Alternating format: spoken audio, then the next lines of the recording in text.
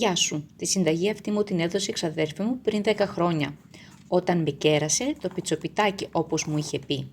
Σε ένα μπολ σπάω τα αυγά, ρίχνω γάλα, λάδι, αλάτι, τυρί φέτα, τις πιπεριές και τη γαλοπούλα.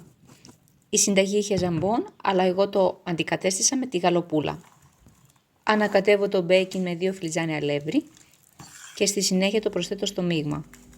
Ανακατεύω καλά, το βάζω στη φόρμα, έχω προθερμάνει το φούρνο στους 160 με 170 βαθμούς Κελσίου και ψήνω για περίπου 50 λεπτά με 1 ώρα.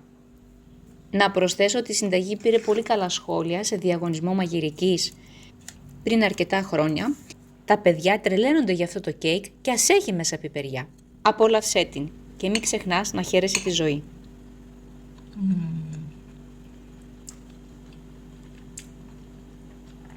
Πεντανόστιμο.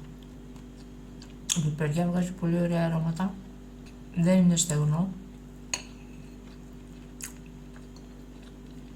Έχει πολύ ωραία κρούστα. Εύκολο. Γρήγορο. Πρακτικό. Εγγυημένο αποτέλεσμα.